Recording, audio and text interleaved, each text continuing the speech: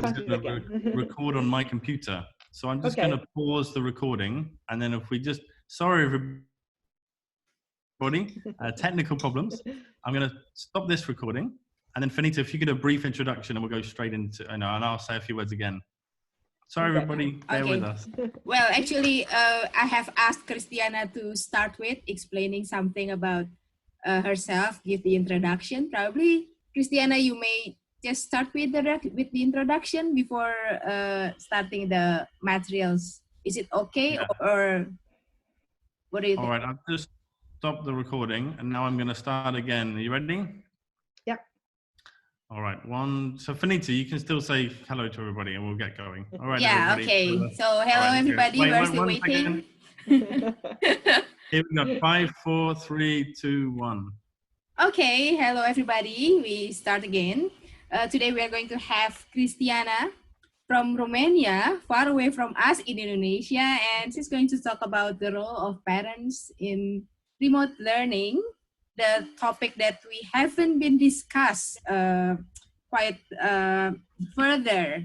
So I believe that all the participants here, most of the participants here, not only teachers, but also parents. So we are going to start now. Probably I will just hand it over to Calm first. Hi, Vinita. Thanks very much. And hello to all of you at home. I just wanted to say that we're delighted to have this 10th webinar as part of this series with ITELL.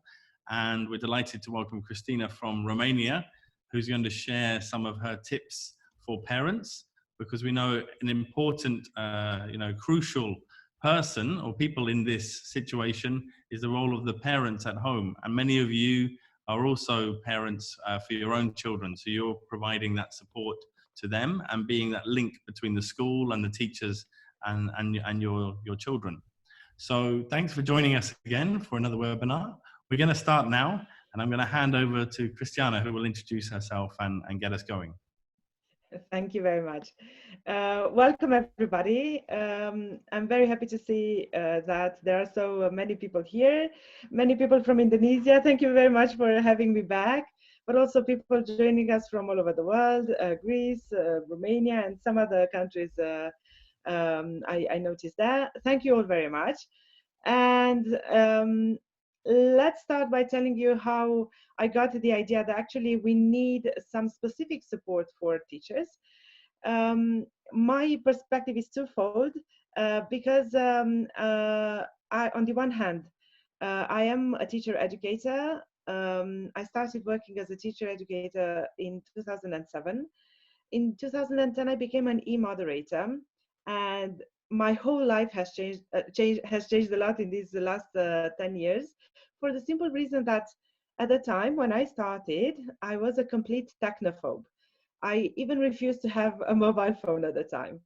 And once I became an e-moderator, I realized that technology is just a medium of delivery, is not the purpose, so to say. So once I understood that, I became friends with technology. And for the last 10 years, my life, my work life has focused mostly on the online environment.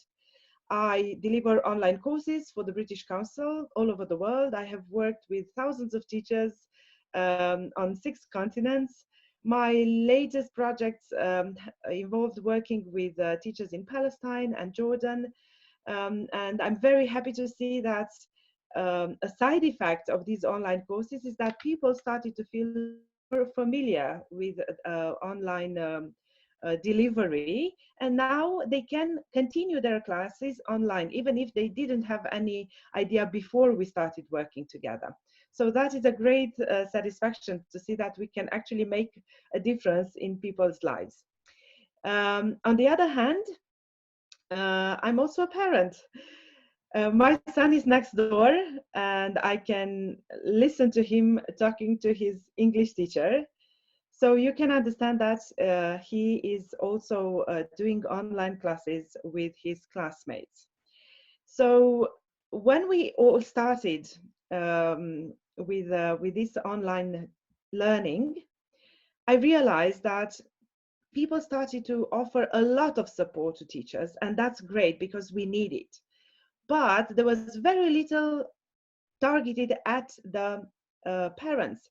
So I made some videos with tips for parents, and I was surprised by the reaction to these videos. I made 3 videos in Romanian and 3 videos in English. And I realized that there's a real need for something like this. So this is why we are here, to dig a little bit deeper and to see what we can do as parents. But if you are not a parent, if you are a teacher, please rest assured you will actually find very practical things you can apply to, because the ideas that I'm going to present can be applied both by parents and teachers. So our focus today is the role of parents in remote learning. We actually have 4 sections in today's webinar. First of all, we'll think about the feelings we have. I think it's very important to start from this side of life these days, because we tend to be overwhelmed by feelings. Then we will start thinking about what we can do as parents in terms of organization and attitude, so some general tips. We will then focus on asynchronous platforms, and finally on synchronous platforms. So hoping that this sounds good to you, let's get started with parents' feelings. Now, before I ask you about your feelings, because I'm going to do that, I want to show you a video. You may have seen it because it became viral, which kind of gave me the idea that we need support. So I'm going to show you a short video. It's 1.5 minutes. It became so viral. There's this parent ranting about how she has to help her children who are studying online.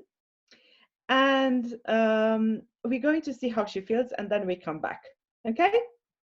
Here we go.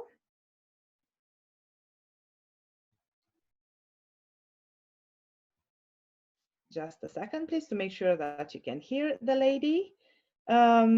It's translated in English, so you will have no problems following her. Here we go.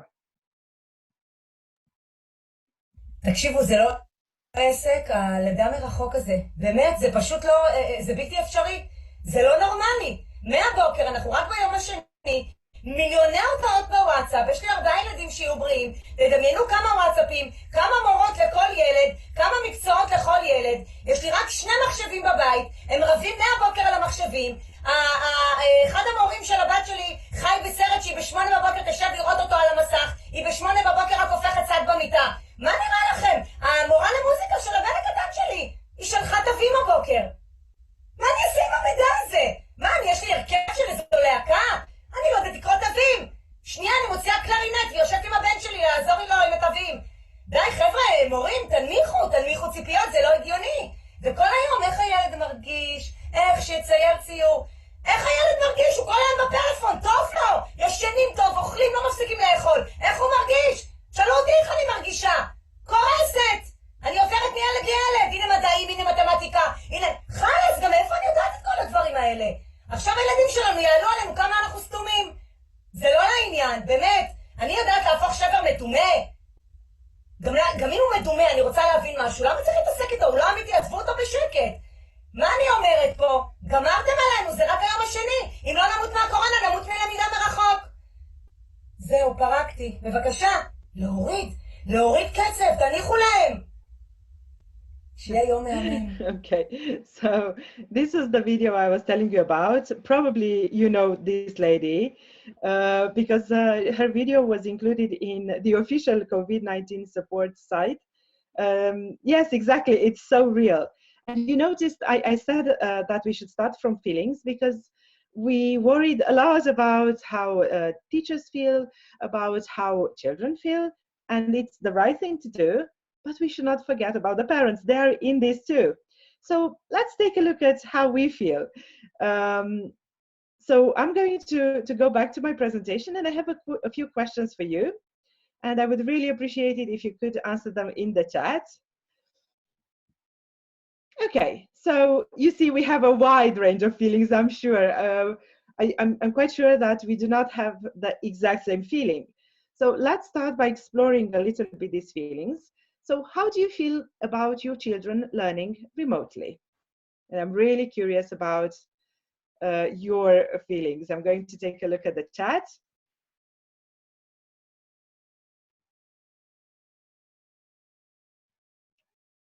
Do you share these ladies' feelings? Worried, tired. Okay. Some emojis. Shocking new culture. Exactly. It has been a very steep learning curve for parents. Okay, amazing. Bored, happy. They're creative. So you see, that's why I said that our emotions range from complete fatigue to being enthusiastic about it and everything in between. Great. So this was the first question about our feelings. Yes, dizzy. Sometimes we can get dizzy from all this new information, all these new things we have to help our children with.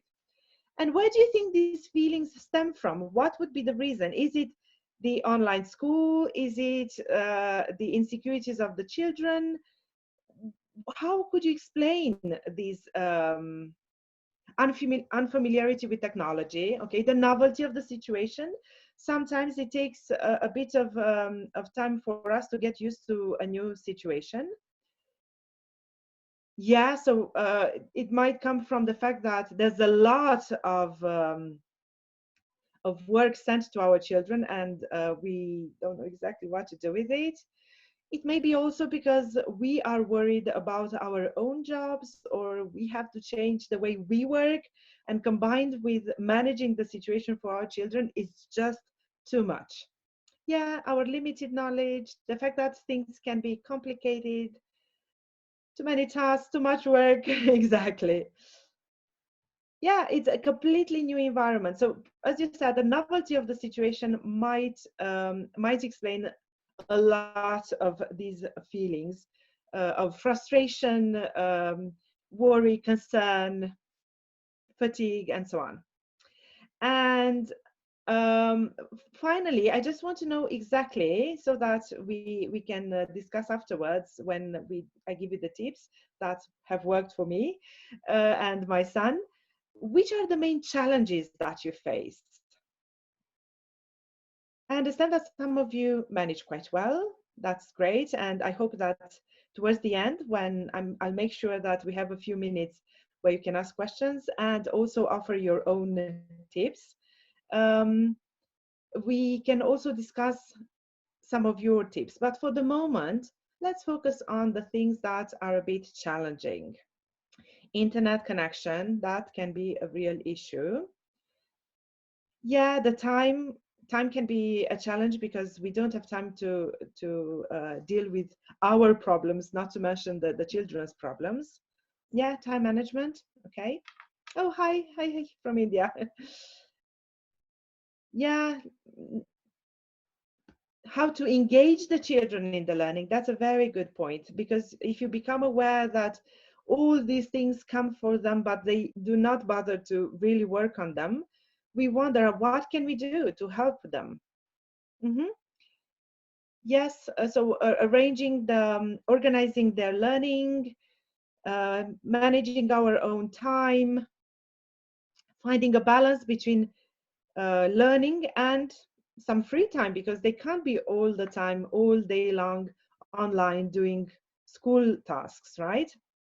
How to guide them, the technology. Okay. Yes, exactly. How to make them understand that now that they have access to their gadgets, they're not supposed to play, but to study. Exactly. I am with you. I've been through all of those feelings and all of those challenges. And let me explain a bit more about our family context. So both my husband and I, although we are both very familiar with technology, we found it safe to keep our son a bit protected from technology. And although he's 10 years old, he doesn't have a mobile phone, he doesn't have his own tablet. And during the week, he didn't have any access to technology. he had limited time at the weekend when he used to play some games. Now the situation had to change. We had to make sure that he had his own laptop actually. And I was a bit worried about how he was going to manage. So that's why I paid attention to what I learned from my experience with online working and how we can adapt those things, those strategies that work for me, so that he could feel comfortable online as well, especially since he didn't have so much experience. Okay, now, as we saw, many of us are worried about how children cope with the tasks that the schools send them. And many parents refer to what is happening now. Even teachers actually use the same term. They use homeschooling to refer to this situation. Do you think we are talking about homeschooling or about remote or online learning? Which is the correct term to use? Let's see what you're saying there. Okay. Yeah, okay. So it's very clear that you actually understand very clearly the difference. It's not homeschooling. I was just thinking now that 2 years ago, my son and I were stuck here in our mountain house. I said at the beginning that we are not actually in the city. When the whole situation started, my husband stayed in the city to continue his work because he has to work face to face. But my son and I took refuge in our mountain house. We are up in the mountains. We have no neighbors. We made sure that we have a lot of options in terms of internet. We have 3 subscriptions to internet because we need separate networks for me, for him, and one as a backup. So you see, we got organized. And I was telling you that 2 years ago, we were also stranded up here because it was so much snow, we couldn't go down the mountain. So the last week of school 2 years ago in the winter term, we stayed here. And I remember my son used to say, we're not doing homeschooling, we are doing igloo schooling, because there was so much snow, he built his igloo. But even then, it wasn't actually homeschooling. I did take care that he learned the same things that his classmates did in school.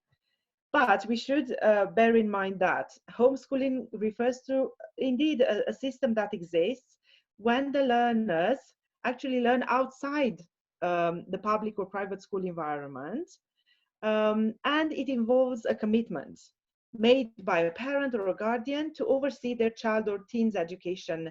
So it doesn't mean necessarily that you stay at home.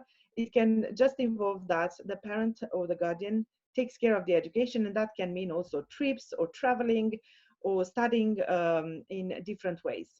What is happening right now is different though, because it's not the parents who are in charge of the teaching and learning process. In this context, the learner and the instructor, you know, the source of information, the teacher, are separated by time and distance, and therefore cannot meet in a traditional classroom setting. But the information and the learning materials are usually sent via technology. So you are very, very right to say that we are not dealing with homeschooling. We are talking about remote or online learning. Now, if the school did not send any materials for our children, and maybe there are cases where the school doesn't have the technology or the teachers are not prepared to do this and they don't do anything, I think it's still wise to do a little bit of homeschooling. And what would that mean? It would mean that you get the children, and when I say children, please understand that I'm referring to anything from preschoolers up to teenagers. Okay, so let's take children in the universal definition of somebody who's up to 18 years old. So if the situation is like this, you don't have any kind of materials and information sent by the school, you should still keep them active and their minds should still work. I wanted to suggest one one resource that you can use. I find it interesting that many websites that are specialized in support for teachers focused on the teachers, but again, very little support for parents. British Council has such offers such support. There is a special page dedicated to parents.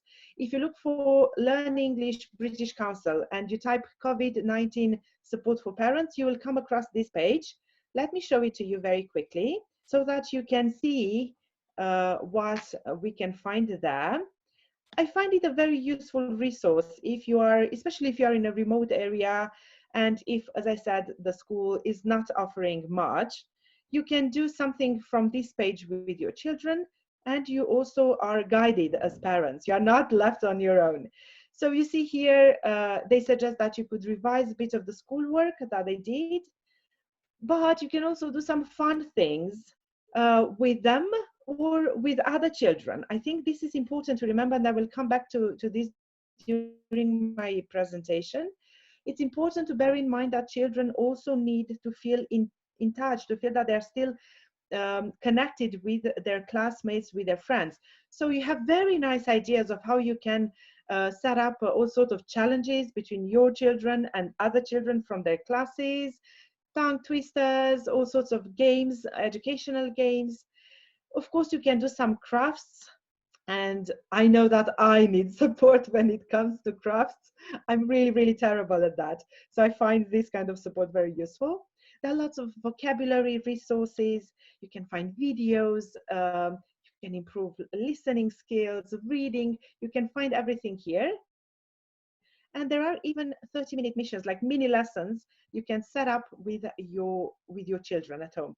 And I repeat, this is all about you being supported. So if this is the case, I think this British Council page works really well. And you also have more ideas like a diary, which would be good both from the perspective of learning, and it can be a good therapeutical thing to do, to keep a diary in these difficult times. Great. Now, let's focus on, let's go back to my presentation. So that was the situation that we could encounter if the school did not offer you much in terms of keeping the learners active. But hopefully, you are in the same situation as I am, and your children's school have already started working online, or they are about to, because the situation seems to take longer. I think we shouldn't see this as only a limited, a temporary situation, something that will happen for a limited period of time. I was just talking to the manager of my son's school, and he was saying, we have learned so much. We are definitely going to keep some of the things we have learned these days, even when we go back to school. So, you know, everything that we discussed today, everything that you have been applying, I think it will be useful in the next years as well. It's not going to be, people think that when the lockdown is over, we will go back to our previous normality. I don't think that this will happen. So it's good to bear in mind that we will have to deal with this for a longer period of time. And lockdown situations may occur in the next few months or years. So let's focus on some tips that might help us with these situations. The first thing to bear in mind, I think, is that you are a parent, not a teacher. So unless you have to do some homeschooling, if the learning actually is organized by the school, you should focus on staying up the parent. And what does it mean? How is this related to the difference between homeschooling and remote learning? Well, it's related to by the simple connection that in homeschooling, the parent is also the teacher. In remote or online learning, we are the parents. We are not the teachers. Okay, a little question for you, and I'll go back to the chat. What do you think your children expect from you these days? What, you know, they often yell, "Mom, Dad, help." what does that help cry refer to? What do they need?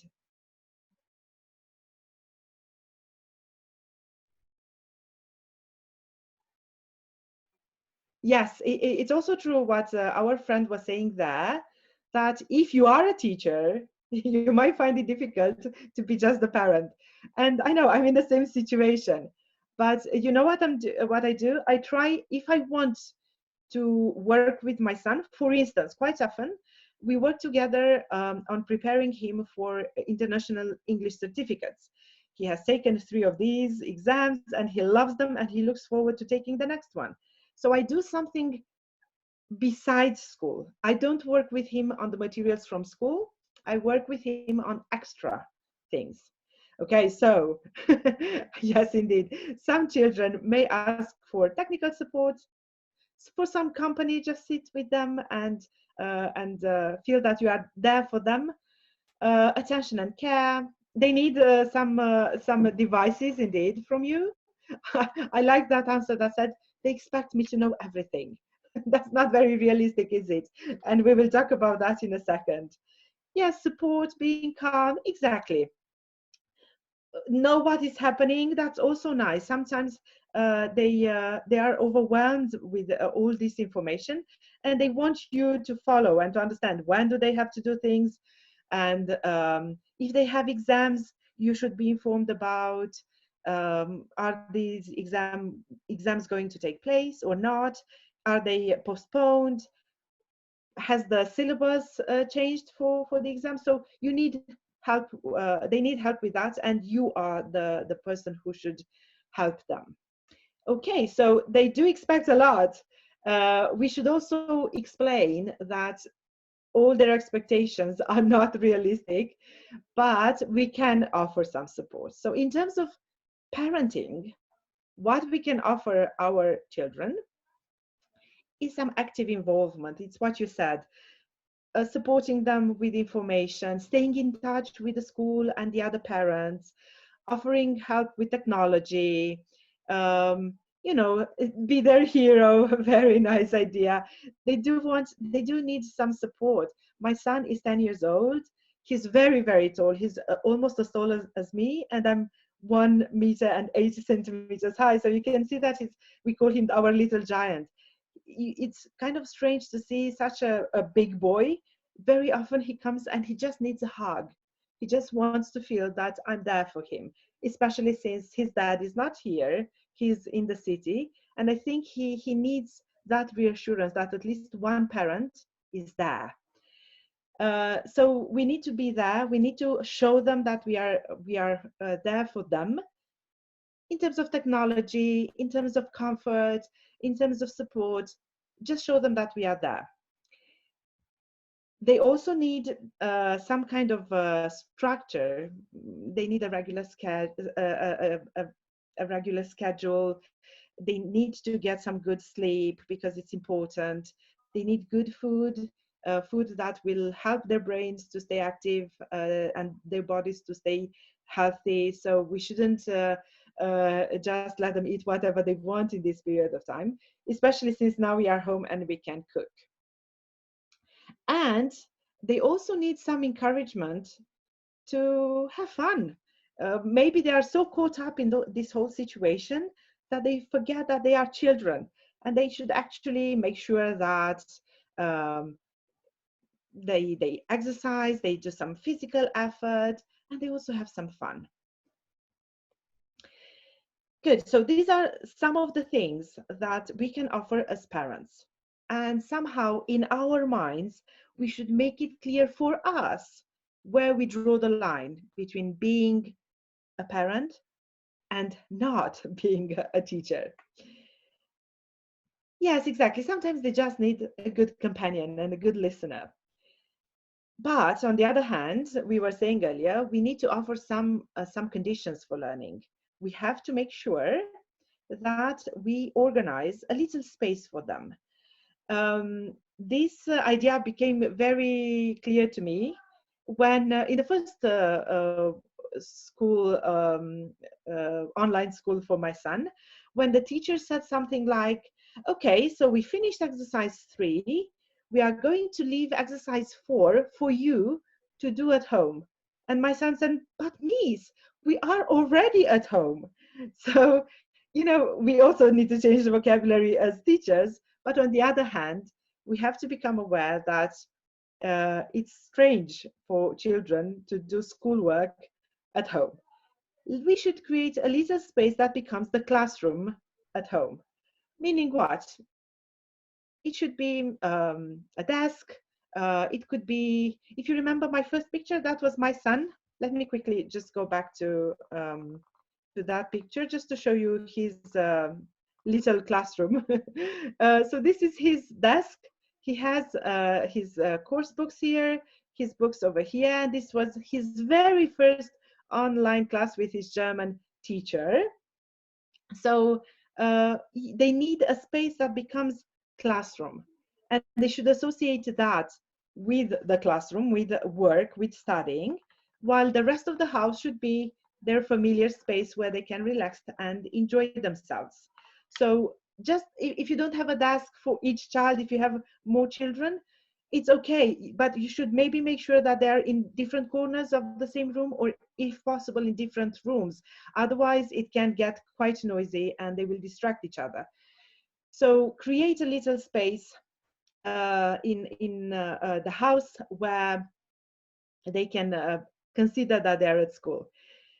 You should also create a schedule or a routine. We will see in a minute if you have synchronous classes for the children, then the routine, the schedule is created by the school. But if not, you are responsible for creating that routine. And this is again a parent's task. Just like we organize their time, even when they go to school, we still need to create a routine. We still need to create a little regular rhythm for everything. Time for studying, time for playing, time for reading, time for doing something else. And I also think that it's important to give them a personal example. For instance, if they study, if they do either synchronous or asynchronous learning, we should do something similar during those minutes or hours. So if you work from home, as many of you probably do, you could work. We should take advantage of the time when they are busy, because then we can focus as well. If you do not work from home, you can study, read. You should show them that you are also doing something similar. Under no circumstances should we do something that could distract them. I don't know, vacuum, or do something fun with the other children, or with the other adults in the house. Let them focus. Create a studying atmosphere. Do some studying or working yourself. So this would be the things that I noticed would help inducing a learning atmosphere in the house, in that classroom from home. Now, I noticed that you also mentioned it. Children associate technology with games. This is what they usually do with technology. So I think it's very important for us to show them another side of technology. And I'm not referring only to studying. These days, lots of cultural institutions all over the world offer lots of great shows. I can tell you what my son and I do. We are both very keen on theater and opera. So we have watched almost daily, if not every other day. We have watched the free operas from the Metropolitan Opera in New York. It's a fantastic opportunity because you see all these legendary singers that you wouldn't get to see otherwise. And we comment, we discuss. He's actually thinking about starting a sort of vlog with his reviews of books, shows, different things that he sees. So he really he said that he loves culture more than before, because he can now see very high quality shows. But we also watch circus, for instance, online. You know, Cirque du Soleil offer their shows online now, or theater, or even puppet theater, and there's lots of things you can do. they should understand that technology is not all about games. Technology is a whole world that can actually offer you culture, some entertainment, sports. I have to mention that my son and I wake up every morning, and I have subscriptions to different workout websites, and we do yoga together. So every morning we have 15-30 minutes together, and then I continue working. He goes working out, and he goes next door to start his online classes. And they should also gradually start to understand that online can also represent work, and there are many job opportunities. There are many studies that show that our children will do jobs that do not exist yet. So our world is changing rapidly, and they will get to do things that cannot be done now. But most of these things will be related to technology. So slowly we have to offer them this perspective. Technology can be your future job, and you should understand how it works. You should understand how you can organize yourself so that technology is, just as I said earlier, a medium of work, an environment, and not the ultimate purpose. You shouldn't let technology completely engulf you and control your life. So it's important for us to show them a different perspective. They will understand it. If you offer these different, just a variety, show them what we can do with technology, and they will get it. My fourth general tip is about staying positive. You all said that they need comfort, and it's no use if we panic and we voluntarily or involuntarily send them that message that it's an unusual situation, we have uncertainties, we don't know what is going to happen, and this might be very, very strange for them. They don't know how to cope with this. So first of all, we should talk to them. We should encourage them to tell us how they feel. We should acknowledge their feelings and let them know that it's okay to feel worried, and to even to feel sad that they can't see their classmates, they can't go out whenever they want. I think that in today's world, there's too much focus on shallow positivism. We don't have to stay positive at all costs, but we should also acknowledge those negative feelings and see what we can do about them. 3 weeks ago, my son's school offered them 1 hour with the school psychologist. And I was working, I'm also an examiner for online exam bodies, and I was working in my room, but I could hear what the teacher was doing when I took a break. And it was a lovely lesson. First, she asked them how they were feeling. She let them tell her everything. It was a way for them to get rid of all the news they heard on TV or they read on the internet and they couldn't make sense of, or they could make very good sense of. And so she let them talk for a while, and then she said, okay, why do you think you feel this? And they realized by answering her questions that they were exposed to too much information in a way.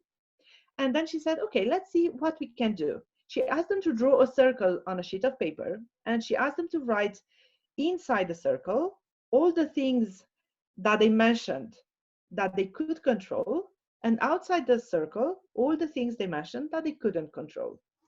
And I found something similar on the internet, on Reddit, and it looked kind of like this. It was a very successful activity, and you can do it with your children too. So it's very simple. One circle, inside the circle, what I can control, outside the circle, what I cannot control. And then just maybe you keep it there, you don't do it just for 10 minutes. You keep it somewhere and just tell them during the day, when they realize they're facing a feeling or a situation, to go and add to the drawing. Can I control this, or can't I control it?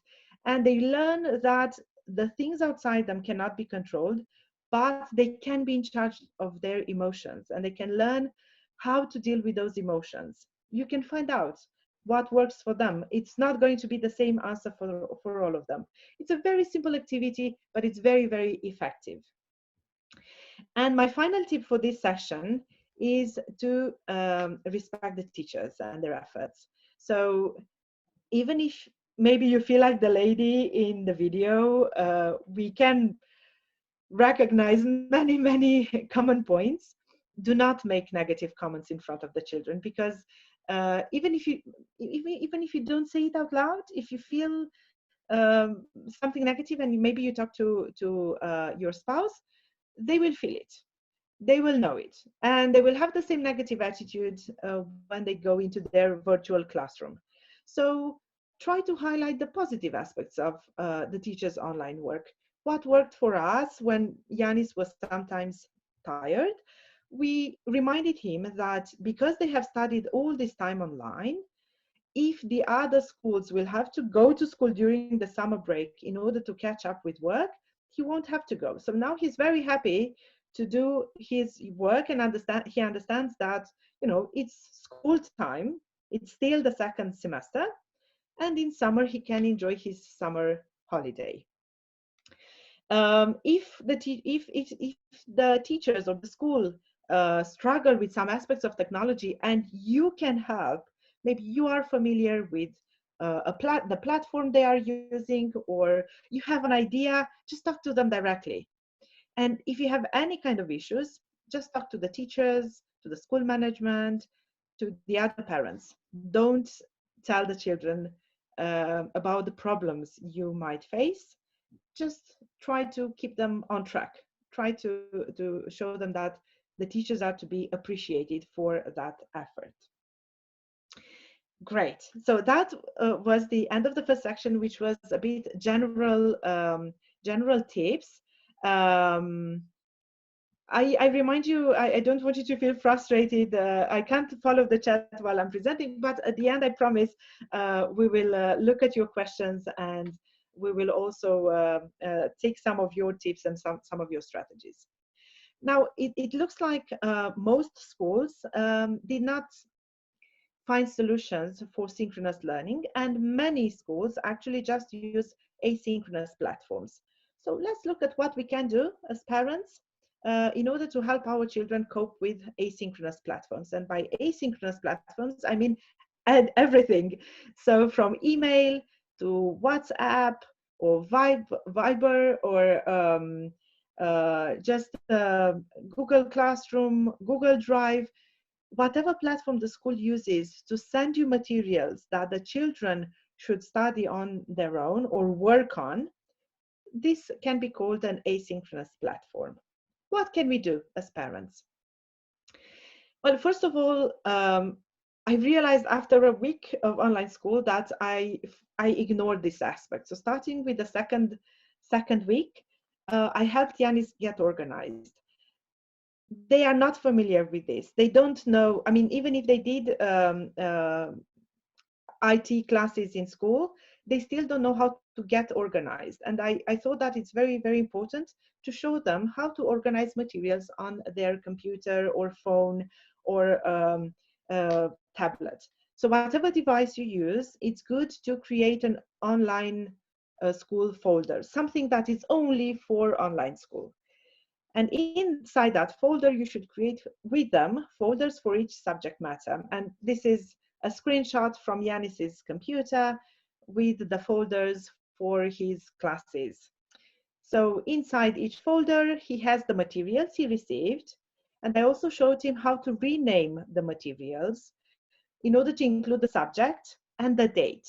Now, for me, logically, I would include the date that the material is due to be handed in. But Yanis finds it more logical to put the date when he received the material. And I didn't push it. If this works for him, it's fine with me.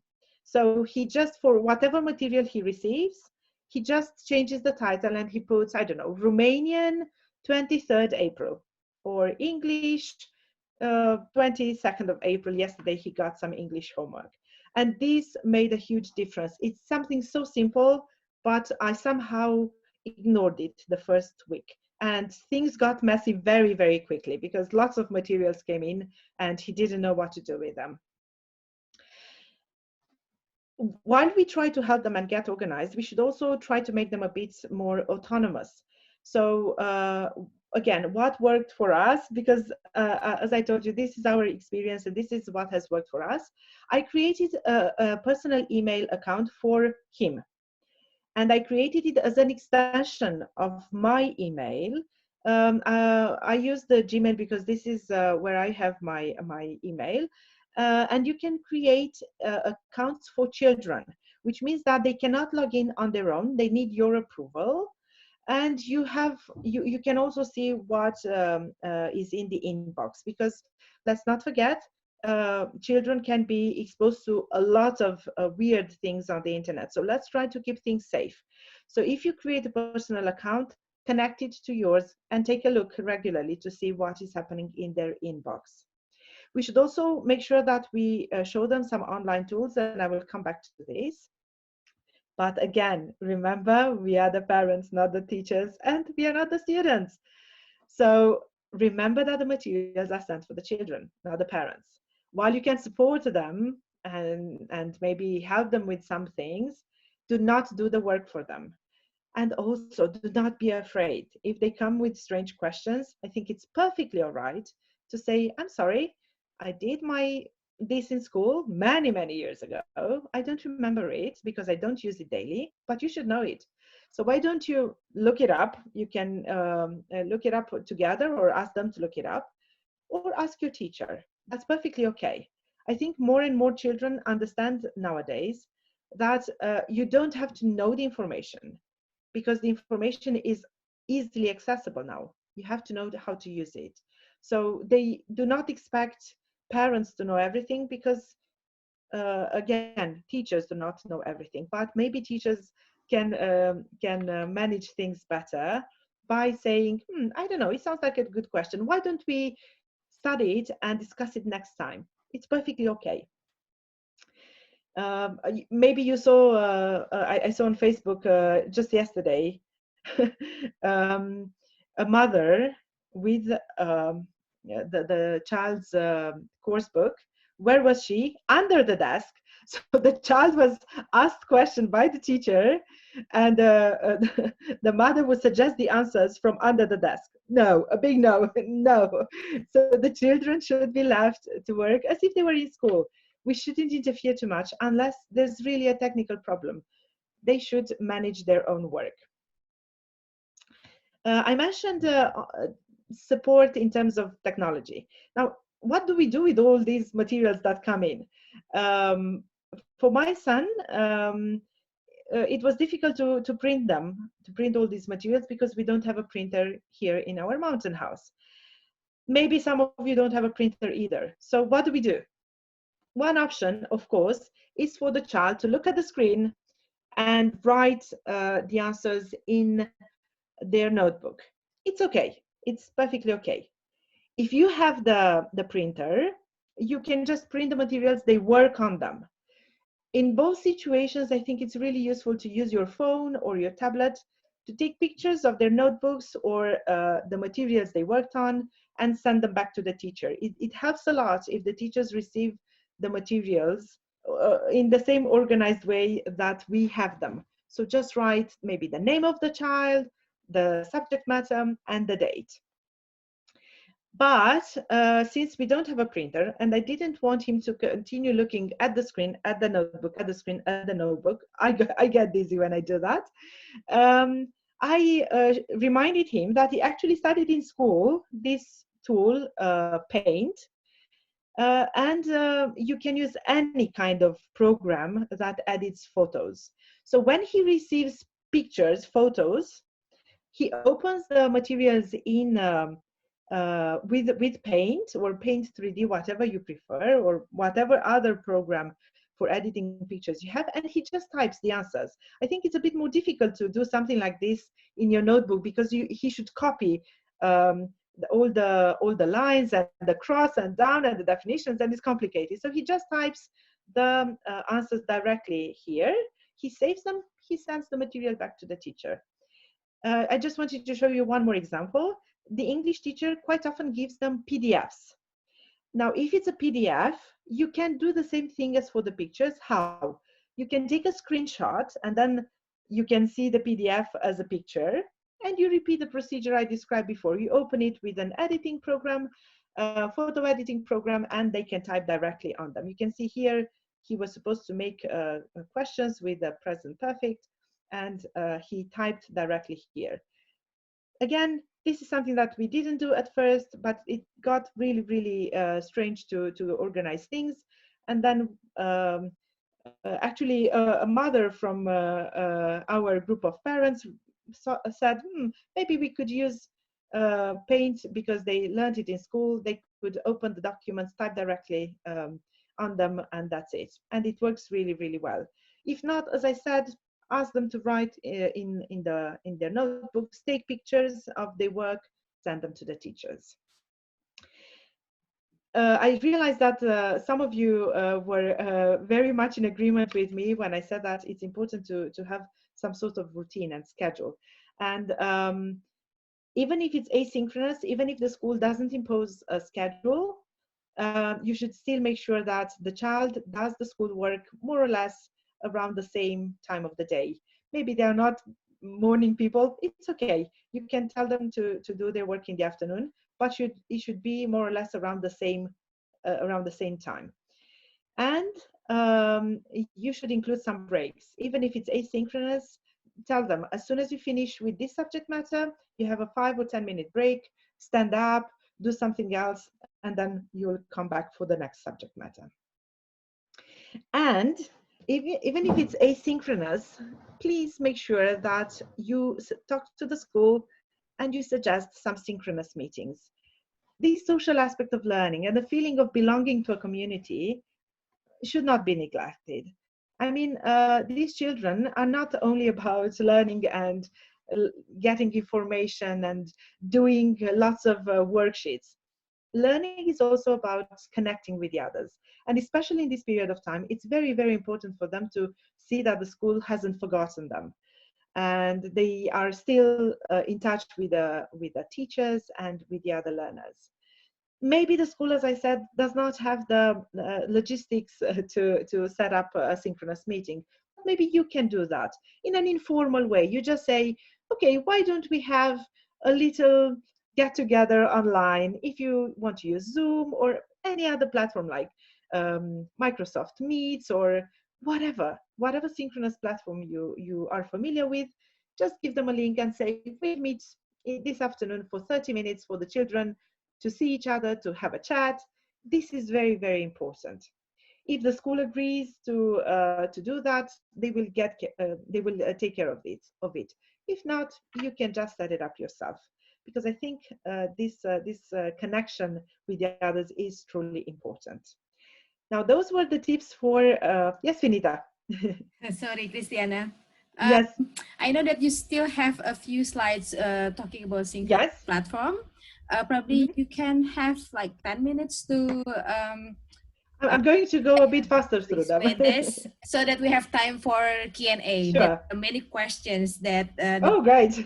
want you to answer. Thank you. Sorry. Great. Thank you, Finita. Thank you.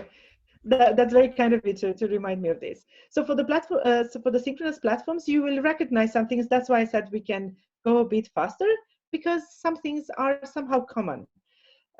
If your school, your children's school organizes video conferences and they actually have classes, well, then we should, first of all, get informed about the platform, read about it, watch some tutorials. The tutorials are usually a few minutes long, so it won't take too long. Try the platform yourself, so that you understand if they cry help, what you need to do. And if you have any problems or concerns, if you're not sure about security or about how things are done, just discuss with the parents and with the teachers. This is one of my son's classmates, and I asked for permission to use her picture. You remember what we said about that classroom from home? It's the same thing here, absolutely the same thing. They should have that little space like a desk. It should be quite well organized. They should have all the course books and notebooks at hand. Of course, they should have some sort of device, a laptop or a phone, a tablet. It's very important to have a headset. Even simple ones like mine, the ones that we use for our phones, will help, and the conference will be better to follow. It will be easier to follow. And you should keep all the distractions away because I realized that my son, while he was listening to the teacher, was also playing with something with his hands. It doesn't help much because then he loses track. So we made the convention, nothing related to having fun during those hours when he is in the virtual classroom. We keep any unnecessary books or toys out not on the desk, somewhere closer. Then I really appreciated the effort my son's school made to have, from the second week of online school, they made a set of rules, like netiquette, or rules that both teachers and learners should follow. If your school did not do that, you should discuss them, you should negotiate them with the teachers, the parents, and the learners. They are very much aware that they cannot work properly if they don't have some rules. And some examples of things you might want to address would be the correct use of microphone, to mute your microphone when you're not speaking, and if you want to speak, to raise the virtual hand. Many platforms use such a virtual hand to show your intention to speak. You should also, or if that is not the case, negotiate some sort of code or symbol they can put in the chat to show the teacher they want to speak. You should tell learners to avoid emoticons and texting writing. It's still school, so the language used should be academic. Communication online is not very different from face-to-face communication, so they should still be very polite with each other and with the teachers. And they should be involved. They should participate actively, not just passively watch the screen. They should actually be there, truly be there and work. A very important thing, I told you about how Yanis was not used to technology before this period of time, and this has helped us a lot. I know from my personal experience, it took me years to learn this. If you stay too long in front of the computer, you get to burn out very quickly. So I make sure that I know his timetable, and even now, while we were speaking, I checked the time and I listened, because he finished the class 15 minutes ago, and I listened if he did what I told him, because I told him, when the class is over, log off and do something else. And I heard him out of his room doing something else, which is good. So make sure that they completely stop, not just, mute the platform. No, they should log out and do something else. You can find lots of stretching exercises. Sometimes what we do, I put on a song and we just fool around and dance and do silly moves, do some light exercise.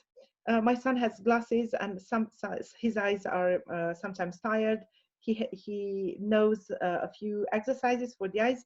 When we look at the computer, we look straight ahead and usually at one point. So he learned how to do exercises, look sideways, up, down, how to rotate his eyes. So it's very, very good. And sometimes we are lucky because we are, as I told you, completely isolated from the world. So he can go outside. If you have a courtyard or a balcony, a terrace, they can go out and take some fresh air. And finally, if they do online school synchronously, I think it's very important that we reduce the screen time spent outside the online classes, because it's too much. If they start in the morning, 4, 5, 6 hours, and then in the afternoon they want to play some more, it's just too much.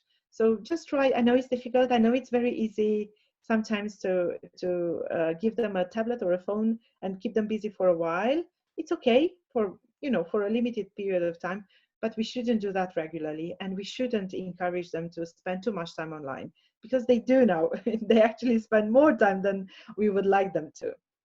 And I guess that's the end of my presentation, and I look forward to looking at the questions we have and the comments, because as I said, I'm sure that you have some good tips. So if you have them, please share them in the chat.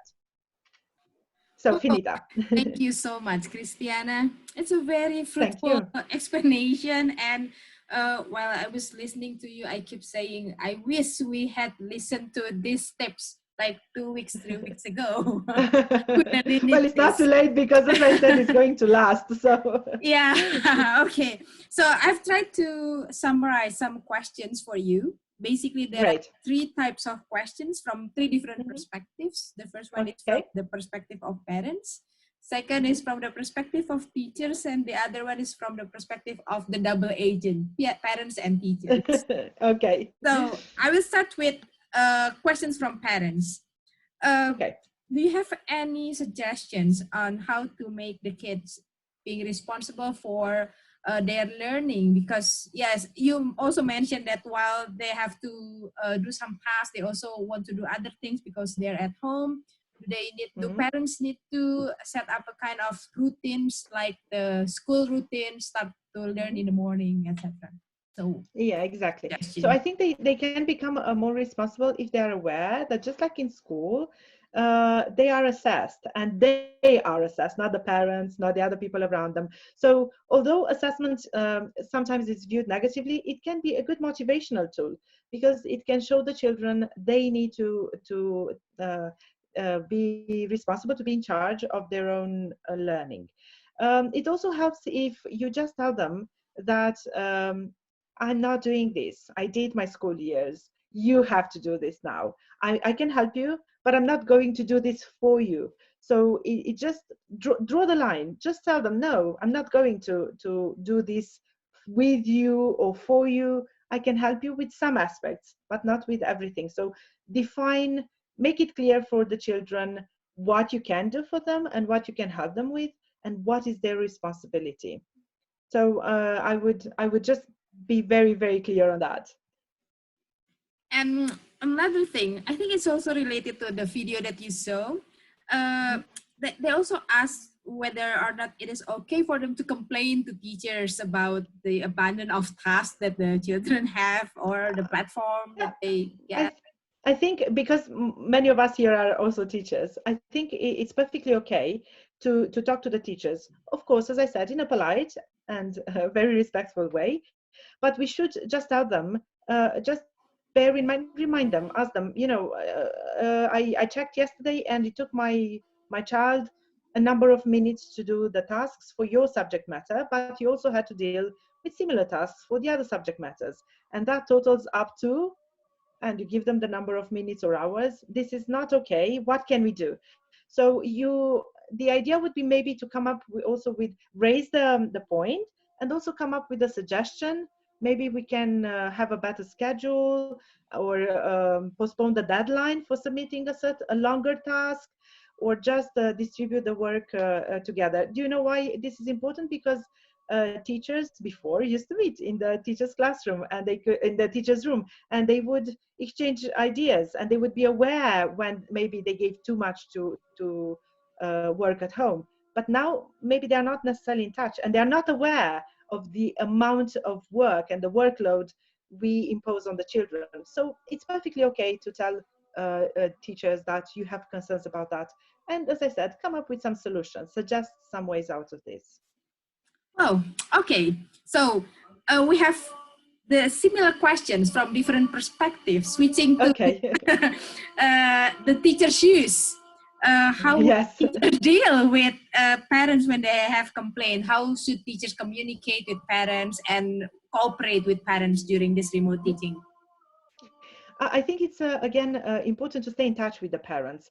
I think most of the classes have a class Facebook group or WhatsApp group, and the teachers should be invited to be part of that, and stay in touch with them constantly and somehow explain that. As a teacher, you have to understand the parents because it's a lot to take on all of a sudden. And we have to, what we discussed today can be explained to the parents as well. In a way, if you want, as teachers, we also have the responsibility to educate the parents in terms of what they can do and what they can't do. So just say, is it too much for you as a parent? Is it too much for the child? What can we do? How can it find solutions together? It's also very important to understand if you're talking about one person in the class who's having a problem, two people, 10, 15. If it's more than 2, I would be worried and try to look at what am I doing wrong? Is it too much? Am I not explaining things properly? What's going on? So just take into account the particular situation. Is it just one parent who maybe cannot cope, or is it everybody? And then we should take some measures. All right. Thank you very much. I think this would be the last question for you. I believe that you have explained this at the beginning, but some questions came up about being a double agent. And you are experiencing this at the moment, being a teacher and a parent at the same time. So exactly. How do you cope with this? And maybe you can share your experience again. Yeah, so as I said, my work is mainly online. Now it's only online. I work both as a teacher educator and an examiner. And me as an adult have the benefit of having platforms that actually guide me. I told you that it took me some years to understand how to organize my work, how to organize breaks for myself. But for instance, I'm an examiner for the British Council Aptis test, which is online. And the platform reminds me, you've been marking for a while today. You should stand up, stretch, I don't know. So I have these pop-up messages. And I actually learned this is important. It may not sound like a big deal to take a break for 5 minutes, but it makes a difference.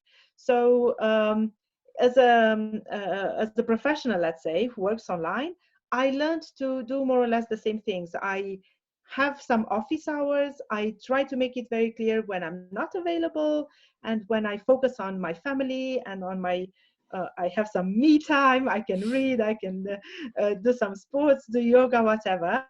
But when I'm online and when I'm available, I'm 100% focused. And my benefit is that my son got used to this. Remember, I've been doing this for 10 years. He knows that when mommy is working, he's not to disturb me. And apart from the occasional appearance that he makes in some of my video conferences, just to say hello, he loves to meet people from all over the world. He knows he cannot disturb me. And I do the same for him. It's a mutual thing. I told him, I know you have online classes. In the first week was a bit more hectic. Maybe the first day I was more present. He would ask for my help more often, but afterwards, once I taught him how to organize things, how to manage things on the platforms, he is quite responsible, but I do check on him, okay? I do trust him, but I just make sure that he understood it properly, because maybe he says, oh, I got it, but then he actually didn't. Or I just check that he organizes things regularly. It's not enough if you organize materials for one day and the next day you completely forget about them. So I juggle both roles in similar ways. I count on his responsibility. We were talking about responsibility earlier, but I also would try to be there as a parent. As parents, we wouldn't let them manage on their own. We wouldn't throw them at the deep end and hope they will swim. We have to do the same here. It's new for them too. It's new for us, it's new for the teachers, but it's new for them too. So have them, but when you work, it's work time for you. When they study, it's study time for them, not for you. You're not the teacher, you're not the learner. Okay, so we really should know our roles as parents or as the teacher. Exactly, and don't mix them. I know it's difficult, but difficult. Don't mix them. Yes. All right. Many of the participants asked about the suggestions on technology with low access. I don't know if this is a case in your context. Probably I will also pass these questions to Pak Jati later. Well, do you have any suggestions? In Indonesia, some of us got problem with internet connection or low access and zero access to technology. You might have a suggestion on this. We actually do have problems, but it's also a matter of voicing those concerns. Let me explain what I mean. In our city mainly, we are turning into a digital city. We have lots of IT companies. And when the whole thing started, I was surprised to notice that actually I had a better connection in the mountains where I don't have cable, internet by cable. And normally the connection wouldn't be so good.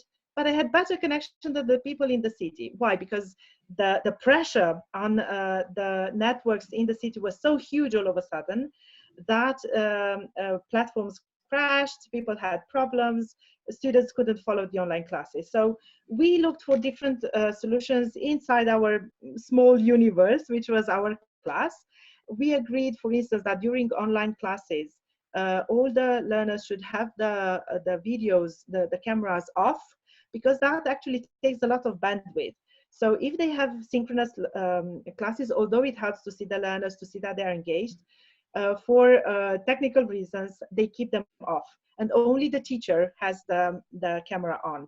That helps them in a way to focus on the teacher, and it improves the connection. On the other hand, I know that lots of parents called their IT providers and they complained about the situation, because we had very good connections, and Romania, I think, is number 2 in the world in terms of upload and download speed. So they complained, and companies reacted quickly. Then my personal suggestion, is to have multiple sources of internet. As I told you, we have 3 routers, they're over there, but I also have 2 phones with unlimited internet. And if anything crashes on the routers, I just create a hotspot from my phone. That is also very helpful, because just have several alternatives. Don't rely on one thing. Even if it used to work very well for you, just think about the fact that now you have 3, 4, 5 members of the family connected on the same network, doing video conferences. Video conference is not the same as, I don't know, just reading online. It takes a lot of bandwidth. So try to come up with a variety of sources. Maybe parents can use the phone while the children are using the laptops while they are studying. For the teachers, it's a whole different discussion, and I'm sure you have discussed them before, how to, even if you teach asynchronously, what to do. So just try to be creative and ask. It depends on the context, as you said as well. But in our case, the internet providers reacted quickly, and they realized it's an opportunity not to let people down, because then they would change subscription. So. Okay, thank you so much. I want to pass it to Pak Jati. Probably Pak Jati, you have some suggestions on coping with this zero access, low internet connection. Just a very quick one. I've been working in South Kalimantan, in a remote area. My suggestion is, if you're in that condition, if it's only a mobile phone that you have, start thinking of how to communicate with my students and how to communicate with the parents. Not teaching, not about learning, forget about that, but how to communicate with them, how to reach them. They need help. And then if you can get there, communicate with them, and you start understand their situation, probably you can start, okay, I give you a task with this, do it with your parent and so on without technology. Usually people who live in a remote area, they are rich with environment, not necessarily with high tech, but they can do biology on the field or mathematics using, I don't know, a lot of resources and around their homes. That's my quick response. Thank you, Vin. Thank you, Pak Jati. And also, I think, Home, you would like to say, give your suggestions related to this. Hand over to you. Hi, Finita. Yeah, it's a question that I'm talking to lots of teachers in Indonesia about, because we know that many people don't have a good internet connection. So there are a couple of recommendations I would make. One is, well, let's take this webinar to begin with as an example. So we are recording this webinar, and I know, looking at our previous webinars, that many teachers that have tried to connect, some of you would have had trouble during this webinar, and your connection would have lost, and you had to reconnect, and you would have lost and had to reconnect, and maybe a number of times, and it would have been very frustrating. So I know I feel a lot of sympathy for you. That happened to me even at the beginning of this webinar. So one of the things that we can do is, when you have a live session, is make sure that you record it, and then you can send that recording to people afterwards. And it might take them a long time to download the recording, but at least they'll have that recording afterwards. And that's also one of the benefits, I think, of of technology now is that these lessons can be watched many, many times. You know, so if you miss something, you can go back in the recording and see it again. So that's, you know, one suggestion is to record, you know, your synchronous sessions.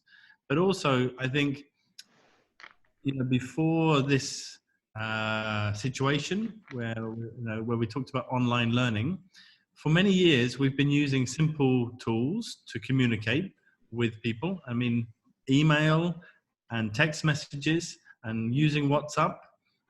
All of these kind of asynchronous tools are vitally important. I mean, you can send voicemail messages to people, you can take photographs and convert them into PDFs. So, you know, make use of recorded messages and traditional emails and voicemail and WhatsApp messages to keep in touch with parents and students as much as possible. Yeah, and just stay connected. All right, I think maybe voice recordings and even a very short screencast can be a good way to teach even asynchronously. As you said, not long recordings, because then they would take a long time to download, but very short videos in which you explain something, because it's difficult to teach asynchronously. You just have the feeling that you throw things at the learners and the parents. But if you make short videos or you record an explanation by voice, it makes a huge difference for the learners. Yeah. We'll have to have a whole new webinar on low bandwidth and low tech solutions. Yeah, exactly. we keep finding new topics for the next webinar. Well, thank you very much, Cristiana, Pak Jati. Thank you. Thanks for the very resourceful and fruitful explanation for us as teachers, as parents, and also for as double agents. Yes. Hope you are okay there regards to your family, your kids there. Thank you. Thank you very much. And thank you, everybody. It was so lovely to see people joining us from all over the world and to see some Romanians too. That's very nice, you know, to see. I think this is a great time to be grateful for technology. I told you I used to be a technophobe. Now I work with technology a lot, and I appreciate it. And just the fact that we can bring people from different countries, sharing the same concerns, sharing a global problem, makes us realize that we can use technology to find global solutions, because we all face the same context actually now. We are all in the same situation, and together we can find very good solutions.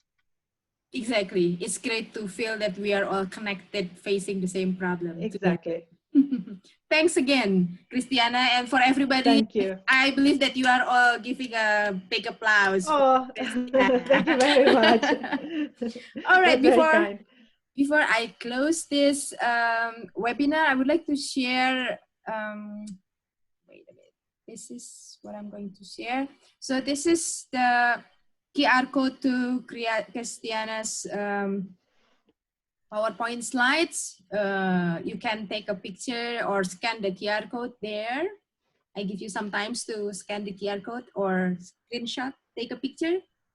But if you don't have any code reader, you can also access it in our website, itell.or.id. I have uploaded just now.